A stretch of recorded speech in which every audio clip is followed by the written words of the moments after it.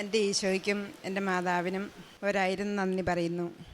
ഞാൻ മുരിക്കാശ്ശേരി ഇടവകക്കാരിയാണ്. എൻ്റെ പേര് ലൈസമ്മ ജോണി എന്നാണ്. ഞാനിവിടെ കൃപാസനത്തിൽ വരാൻ ഇടയായത് എനിക്ക് നട്ടൽ വേദനയായിട്ട് ഞാനിങ്ങനെ കിടന്നു പോയ ഒരാളായിരുന്നു.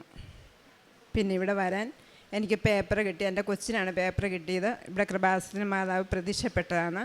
ആ ചേച്ചിയെ കൊച്ചിനോട് പറയും, എൻ്റെ കാര്യങ്ങളെല്ലാം പറഞ്ഞപ്പോൾ ആ ചേച്ചി പറഞ്ഞു, ഇവിടെ വന്ന് മാതാവിൻ്റെ അടുത്ത് വന്ന് പ്രാർത്ഥിച്ചാൽ മതി, മാതാവ് സൗഖ്യപ്പെടുത്തി തരുമെന്ന് പറഞ്ഞു.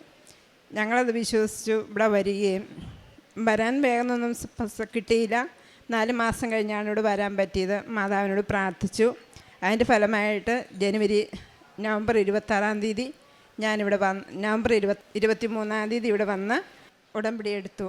അതിൻ്റെ ഫലമായിട്ട് ഞാൻ ആദ്യമായിട്ട് ഇവിടെ വന്ന് ഉടമ്പടി എടുത്തു കഴിഞ്ഞ് ഇവിടെ ക്ലാസ് കേട്ടുകൊണ്ടിരിക്കുമ്പം ഞാൻ മാതാവിൻ്റെ അടുത്ത് വന്നപ്പോൾ എൻ്റെ വീട്ടിൽ നിന്ന് ഞാൻ പറഞ്ഞിട്ടാണ് വന്നത്, ഇനി ഞാൻ മരുന്ന് കഴിക്കുകയില്ല എന്ന് പറഞ്ഞായിരുന്നു. മരുന്ന് കഴിക്കുമ്പോൾ എനിക്ക് ഭക്ഷണമൊന്നും കഴിക്കാൻ പറ്റാതെ തീർത്തും അവശതയായിപ്പോയി. അതുകൊണ്ട് ഞാൻ അങ്ങനെ പറഞ്ഞിട്ടാണ് ഇവിടെ വന്നത്. ഇവിടെ വന്ന് ക്ലാസ് കേട്ടുകൊണ്ടിരിക്കുമ്പോൾ അച്ഛൻ്റെ ക്ലാസ് കേൾക്കുകയും 90 ദിവസം നിങ്ങൾ ഉടമ്പടി പുതുക്കണമെന്നൊക്കെ പറഞ്ഞു. അതെല്ലാം കേട്ടു. അത് ഞാൻ അവിടെ ഇരിക്കുമ്പോൾ എനിക്ക് ഭയങ്കരമായിട്ട് നട്ടൽ വേദന വരികയും എവിടെയെങ്കിലും കിടക്കണമെന്ന് തോന്നുകയും ചെയ്തു. പക്ഷേ ക്ലാസ് ഒന്ന് കഴിഞ്ഞിട്ട് വേഗം കഴിയണമെന്ന് ഞാൻ മാതാവിനോട് പ്രാർത്ഥിച്ചു. എന്നായാലും വേഗം എൻ്റെ സമയം വേഗം മാതാവ് മാറ്റി തന്നു. അത് കഴിഞ്ഞ് ഞാനിവിടെ പ്രതിഷ്ഠണത്തിന് നിൽക്കുമ്പം എനിക്ക് ഭയങ്കരമായിട്ട് മാതാവിൻ്റെ അടുത്ത് ഞാൻ പറഞ്ഞു, മാതാവ് എല്ലാവരും പ്രാർത്ഥിച്ചുകൊണ്ട് നിൽക്കുക, എനിക്ക് പ്രാർത്ഥിക്കാനൊന്നും പറ്റുന്നുണ്ടായിരുന്നില്ല. ഞാനൊരു മാതാവിനോട് പറഞ്ഞു, ഞാൻ മാതാവേ എനിക്ക് പറ്റുന്നില്ല, എനിക്ക് അമ്മയ്ക്ക് എന്നോടൊന്നും തോന്നരുത്, ഞാൻ അമ്മയുടെ സന്നിധി ഇച്ചിരി അല്പം തന്നെ കിടക്കുവാന്ന് പറഞ്ഞു. ഞാൻ കമന്ന് കിടന്നു. അത് കഴിഞ്ഞ് കുറേ എത്ര നേരം കിടന്നു എന്നൊന്നും എനിക്കറിയത്തില്ല. ഞാനങ്ങനെ എന്നിട്ട് കിടന്ന് കുറേ കഴിഞ്ഞപ്പം വൈകുന്നേരമായി. എനിക്ക് 600-ാമത്തെ നമ്പറായിരുന്നു അന്ന് കിട്ടിയത്. അപ്പോൾ അത്രയും സമയം ഞാനവിടെ കിടന്ന് കൊച്ചനെ വിളിച്ച് അമ്മച്ചി നമ്മുടെ നമ്പർ വിളിക്കാറായി എന്ന് പറയുകയും ഞാൻ എണീറ്റ് കഴിഞ്ഞപ്പം എനിക്ക് ഭയങ്കരമായിട്ട് ഈ വലത് കാലിന് ചൂടനുഭവപ്പെടുകയാണ് ചെയ്യുന്നത്. ആ ചൂടനുഭവപ്പെട്ടത് എൻ്റെ ശരീരം മൊത്തം തീക്കകത്ത് നിൽക്കുന്ന പോലുള്ള ചൂടനുഭവപ്പെട്ടു. ഞാൻ മാതാവിനോട് പറഞ്ഞു, മാതാവേ എനിക്ക് ചൂട് സഹിക്കാൻ പറ്റുന്നില്ലെന്ന്. അങ്ങനെ 3 പ്രാവശ്യം പറഞ്ഞു കഴിഞ്ഞപ്പം എനിക്ക് എൻ്റെ ചൂട് കുറച്ച് തന്നു കഴിഞ്ഞിട്ട് എനിക്ക് നട്ടലിൻ്റെ വേദനയുള്ള സ്ഥലത്ത് നിന്ന് തൊട്ട് മുകളിൽ നിന്ന് ഞാൻ അന്നേരം ഓർത്ത് വിയർപ്പൊഴുകുന്നതെന്ന് ചിന്തിച്ചതാണ്. പക്ഷേ വിയർപ്പല്ലായിരുന്നു, അമ്മ എന്നെ തൊട്ട് സുഖപ്പെടുത്തിയതായിരുന്നു. അത് കഴിഞ്ഞ് പ്രദക്ഷിണ അവിടെ കയറി എൻ്റെ കൊച്ചിൻ്റെ പേര് വരെ വിളിച്ചു. അന്ന് ഞാൻ മാതാവിനോട് പറഞ്ഞു, അമ്മേ ഞാനും കൊച്ചിൻ്റെ കൂടെയുള്ള എന്നെയും കൂടെ വിളിക്കും അമ്മയെന്ന് പറഞ്ഞു. അന്നേരം എന്നെ ആ സിസ്റ്റർ 600 കയറി വരാൻ പറഞ്ഞു. ഞാൻ കയറി ചെന്നു. അത് കഴിഞ്ഞ് മാതാവിനെ തൊട്ട് വന്ദിച്ചിട്ട് നമ്മൾ പ്രദക്ഷിണത്തിന് ഇറങ്ങി പോരാൻ തുടങ്ങുമ്പം ഞാൻ ഇങ്ങോട്ട് അതിനു മുമ്പ് എൻ്റെ അടുത്ത് മാതാവ് വന്നായിരുന്നു. ഞാനിപ്പോൾ വരുന്നതിന് മുമ്പ് തന്നെ ഈ മാതാവ് എൻ്റെ മുമ്പിൽ വന്നു. കാരണം ഞാൻ മാതാവിനെ എനിക്ക് കാണണമെന്നാണ് പറഞ്ഞത്. അതുകൊണ്ട് മാതാവിൻ്റെ അടുത്ത് വന്നായിരുന്നു. ഞാൻ എല്ലാവരും അങ്ങോട്ട് തിരിഞ്ഞാണ് ഇറങ്ങുന്നത്. ഞാൻ ഇങ്ങോട്ട് തിരിഞ്ഞപ്പം മാതാവിൻ്റെ രൂപം എടുക്കുന്നിടത്ത് എൻ്റെ അടുത്ത് വന്ന അമ്മ അതേ രീതി നിറത്തിൽ എനിക്കറിയത്തില്ല അതെങ്ങനെ പറയണമെന്ന്. അത്രയും മുഴുത്തായിട്ട് അമ്മ നിൽക്കുകയാണ്. അപ്പം എനിക്ക് തൊട്ട് വണങ്ങാതെ ഇറങ്ങി പോരാൻ പറ്റത്തില്ലായിരുന്നു.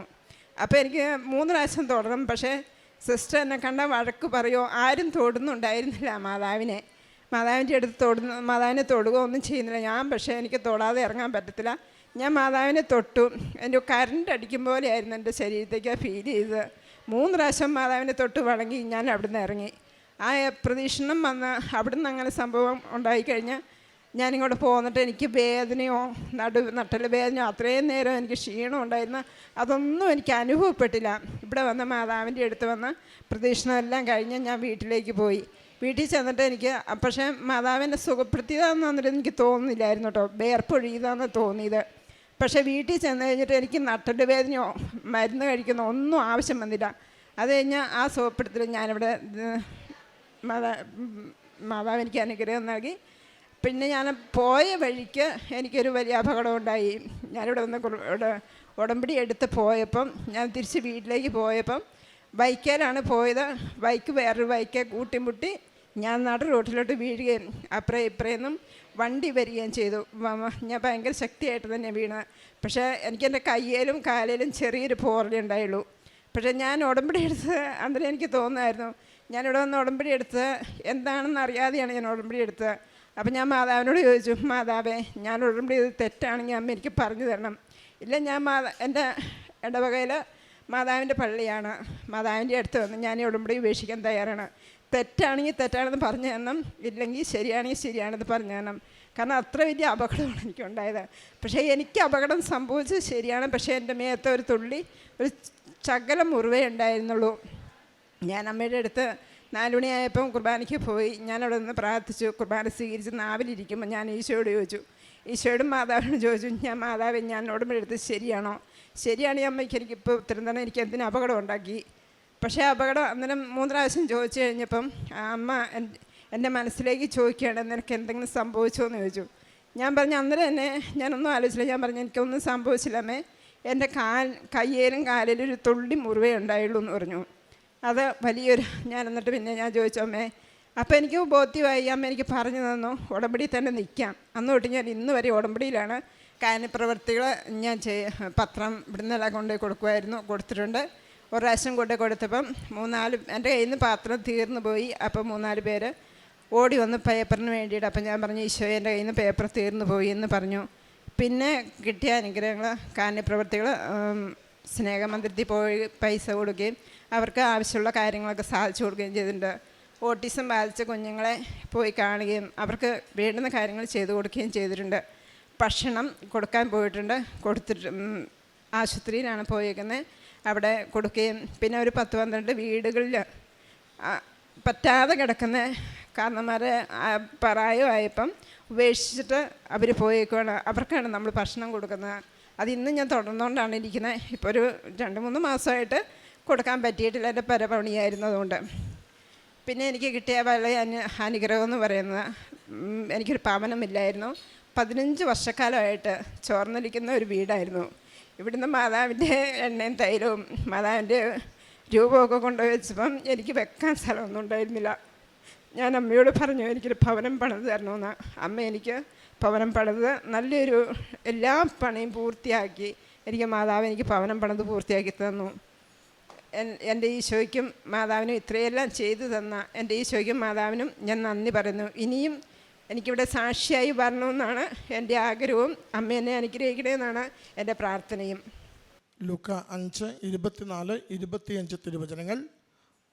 ഭൂമിയിൽ പാപങ്ങൾ ക്ഷമിക്കുവാൻ മനുഷ്യപുത്രന് അധികാരമുണ്ട് എന്ന് നിങ്ങൾ അറിയേണ്ടതിന് യേശു തളർവാദ രോഗിയോട് പറഞ്ഞു, ഞാൻ നിന്നോട് പറയുന്നു, എഴുന്നേറ്റ് കിടക്കയും എടുത്ത് വീട്ടിലേക്ക് പോവുക. ഉടനെ എല്ലാവരും കാണുകയെ അവൻ എഴുന്നേറ്റ് കിടക്കയും എടുത്ത് ദൈവത്തെ സ്തുതിച്ചുകൊണ്ട് വീട്ടിലേക്ക് പോയി. ലൈസമ്മ ജോണി എന്ന ഈ സഹോദരിയുടെ സാക്ഷ്യത്തിൻ്റെ പ്രത്യേകത, നമ്മളെന്നും ഉടമ്പടി ജീവിതത്തിൽ കേൾക്കുന്ന കൃപാസനം പത്രത്തിലെ ഒരു വാക്യമാണ്, ഉടമ്പടി ജീവിതം ഉടനടി പരിഹാരം. സഹോദരി പറയുന്നുണ്ട്, ഉടമ്പടി എടുക്കുവാൻ വേണ്ടി പ്രാർത്ഥിച്ചൊരുങ്ങി അമ്മയുടെ തിരുനടയിലെത്തി ക്ലാസ് കൂടുമ്പോൾ പോലും ശക്തമായ നടുവുവേദന കാരണം എനിക്കൊന്നും ചെയ്യാൻ പറ്റുന്നില്ല. മാതാവിനോട് ഓരോ നിമിഷവും പറഞ്ഞിരിക്കുന്നുണ്ട്, മാതാവ് എനിക്ക് കൂടാൻ പറ്റുന്നില്ല, അമ്മയ്ക്കറിയാമല്ലോ എന്നെ സഹായിക്കണമെന്ന്. എന്നിട്ട് സഹോദരി പറയുന്നത്, ഉടമ്പടി വെക്കുന്നതിന് വേണ്ടി പ്രദക്ഷിണ വഴിയിൽ ചേരുന്നതിന് മുമ്പ് അവിടെ കാത്തു നിൽക്കുവാനുള്ള ആരോഗ്യമില്ലാതെ നിലത്ത് കിടന്ന അവസ്ഥയെക്കുറിച്ചാണ്. ഓരോ സമയവും മാതാവിൻ്റെ സാന്നിധ്യവും തലോടലും മകൾ അനുഭവിച്ചു കൊണ്ടിരിക്കുകയും ചെയ്തു. മകൾ തിരിച്ചറിയുന്നില്ലെങ്കിലും അത് ശരീരം മുഴുവനും പൊള്ളുന്ന അനുഭവമായിട്ട് മാറുകയാണ്. എന്നിട്ട് ഏറെ ക്ലേശത്തോടു കൂടിയാണ് അമ്മയുടെ തിരുനടയിലേക്ക് പ്രദക്ഷിണ വഴിയിൽ ആ നിയോഗങ്ങൾ എഴുതി സമർപ്പിക്കുന്നത്. പക്ഷെ മകൾ തിരിച്ചറിയുന്നുണ്ട്, കാലിലൊരു തണുപ്പ് കയറുന്നു, ഒരു സൂത്തിങ് ഇഫക്റ്റ് ശരിക്കും ശരീരത്തിൽ അനുഭവിക്കുന്നുണ്ടെന്നാണ്. അപ്പോഴും രോഗസൗഖ്യത്തെക്കുറിച്ചൊരു ചിന്തയോ ധാരണയോ വന്നിട്ടില്ല. ഏറെ മരുന്ന് കഴിച്ച് ഒത്തിരി നാളായി അലഞ്ഞ് ഏറെ വർഷങ്ങൾ കൊണ്ടു നടക്കുന്ന വിഷയമായതുകൊണ്ട് വന്നുടനെ ശരിയാകുമോ എന്ന് പോലും ചിന്തിക്കുവാൻ പോലും മകൾക്ക് സാധിച്ചില്ല. രോഗം മൂർച്ഛിച്ചോ എന്ന ചിന്തയാണ് ആദ്യ നിമിഷങ്ങളിൽ ഉണ്ടായതുപോലും. പക്ഷേ അമ്മയുടെ അരികിലേക്ക് ആര് എങ്ങനെ വരുന്നു എന്നത് പ്രധാനപ്പെട്ടതാണ്. പൂർണ്ണമായ ശരണത്തോടെ അവസാന ആശ്രയമായി അമ്മയ്ക്കും ഈശോയ്ക്കും മാത്രമേ എൻ്റെ ജീവിതത്തെ ഇടപെടുവാനും സഹായിക്കുവാനും പറ്റുമെന്ന് പൂർണ്ണ ബോധ്യത്തോടു കൂടിയാണ് അമ്മയുടെ അരികിലേക്ക് വരുന്നതെങ്കിൽ അത് ഏറ്റെടുക്കുന്നത് നമുക്ക് കാണാനാവും. തിരുവചനത്തിൽ നമുക്ക് തരുന്ന ഒരു പദമാണ് ഉടനെ. ഈശോ സ്പർശിച്ച ഉടനെ, ഈശോ പ്രാർത്ഥിച്ച ഉടനെ, ഈശോ കണ്ട ഉടനെ, ഈശോ വീട്ടിൽ പ്രവേശിച്ച ഉടനെ അവിടെ സൗഖ്യപ്പെടുന്നു, മരണത്തിൽ നിന്ന് ജീവനിലേക്ക് തിരികെ വരുന്നു, കലമാനിനെ പോലെ കുതിച്ചു ചാടുന്നു. ഓരോന്നും നമ്മൾ കാണുന്നുണ്ട്. അപ്പോൾ ഉടനെ ഒരു അനുഭവം ഉണ്ടാവുക വിശുദ്ധ ഗ്രന്ഥപ്രകാരം അസാധ്യമായ കാര്യമല്ല. ദൈവത്തിന് നമുക്ക് നൽകുവാനാവുന്ന സാധ്യതയാണത്. അതിൻ്റെ സാക്ഷ്യമാണ് ഈ സഹോദരി പറയുന്നത്. ഞാൻ ഇവിടുന്ന് തിരികെ പോകുമ്പോൾ എനിക്കൊരു വാഹന അപകടം പോലും ഉണ്ടായി, എന്നിട്ടും പോറലേൽക്കാതെ എന്നെ കാത്തുകൊണ്ടു. ഞാൻ വീട്ടിൽ ചെന്ന ദിവസങ്ങൾക്കുള്ളിൽ തിരിച്ചറിഞ്ഞു എൻ്റെ ശരീരത്തിന് രോഗമില്ലെന്ന്. ഇവിടുന്ന് പോകുമ്പോഴേ അമ്മ സൗഖ്യപ്പെടുത്തി വിട്ടത് ദിവസങ്ങൾ കൊണ്ട് സഹോദരി മനസ്സിലാക്കിയെടുക്കുകയും വരുമ്പോൾ മരുന്നൊന്നും കഴിക്കില്ലെന്ന് തീരുമാനമെടുത്ത് അമ്മയിലേക്ക് ശരണപ്പെട്ട് ജീവിതം കൊടുത്തത് അമ്മ ആ നിമിഷം തന്നെ ഏറ്റെടുത്ത് തിരുക്കുമാരന് കൊടുത്ത് രോഗത്തിൻ്റെ പീഡകളകറ്റി മകളെ പറഞ്ഞുവിടുന്നതാണ് ആ സാക്ഷ്യ വിവരണത്തിന് മുഴുവനും നമ്മൾ കേട്ടത്. അവസാനം 2 വാചകത്തിൽ ഒരു വലിയ കാര്യം പറഞ്ഞു തീർത്തു. വീടില്ലായിരുന്നു. ഇവിടുന്ന് കൊണ്ടുപോയി അമ്മയുടെ ചിത്രം വെച്ചാൽ ചോർന്നലിക്കുന്നൊരു കൂര മാത്രമേ ഉണ്ടായിരുന്നുള്ളൂ. അമ്മയോട് ആവശ്യപ്പെട്ടത്, അമ്മ താമസിക്കാൻ എനിക്കൊരു വീട് വേണം. സഹോദരി പറയുന്നുണ്ട്, ഇന്ന് കെട്ടുറപ്പുള്ള ബലവത്തായ സുരക്ഷിതത്വമുള്ളൊരു ഭവനത്തിൽ ഞാൻ വസിക്കുന്നു. ഉടമ്പടിയെടുത്ത് ചുരുങ്ങിയ ദിവസങ്ങൾ കൊണ്ട് അമ്മ എനിക്കൊരു ഭവനം ഒരുക്കി തന്നുവെന്ന. സങ്കടം ഏതുമാവട്ടെ, ഇല്ലായ്മ എന്തുമാവട്ടെ, എത്ര നാളായി ക്ലേശിക്കുന്ന വിഷയമാവട്ടെ, അമ്മയുടെ കരങ്ങളിൽ ഏൽപ്പിക്കുമ്പോൾ അതിന് പരിഹാരമുണ്ട്, പുതിയ വഴിയുണ്ട്. ജീവിതത്തെ കൂടുതൽ ശ്രേയസ്സിലേക്ക് ഉയർത്തുവാൻ അമ്മയ്ക്കൊരു പദ്ധതിയുണ്ട്. അതുകൊണ്ട് അമ്മയുടെ പദ്ധതിയോട് നമ്മുടെ ജീവിത വിഷയങ്ങളെ ചേർത്ത് വയ്ക്കാം. ഈശോ അനുഗ്രഹിക്കും, അമ്മ കരം പിടിച്ച് കൂടെ നടക്കും. ഈ കുടുംബത്തിനും ലഭിച്ച അനുഗ്രഹത്തിന്, സഹോദരിക്ക് ലഭിച്ച സൗഖ്യത്തിന് അമ്മ മാതാവിനും തിരുക്കുമാരനും നന്ദി പറഞ്ഞുകൊണ്ട് കരങ്ങളടിച്ച് ഈ സാക്ഷ്യം നമുക്ക് സമർപ്പിക്കാം. അത്യപൂർവ ദൈവാനുഭവങ്ങൾ ഇനി നിങ്ങൾക്കും സ്വന്തം. ഈ യൂട്യൂബ് ചാനൽ ഇതുവരെ സബ്സ്ക്രൈബ് ചെയ്തിട്ടില്ലെങ്കിൽ ഇപ്പോൾ തന്നെ സബ്സ്ക്രൈബ് ചെയ്യുക. ഈ വീഡിയോ ഇപ്പോൾ തന്നെ നിങ്ങളുടെ സുഹൃത്തുക്കൾക്ക് ഷെയർ ചെയ്തുകൊണ്ട് കർത്താവിൻ്റെ പ്രേക്ഷിതരാകുക.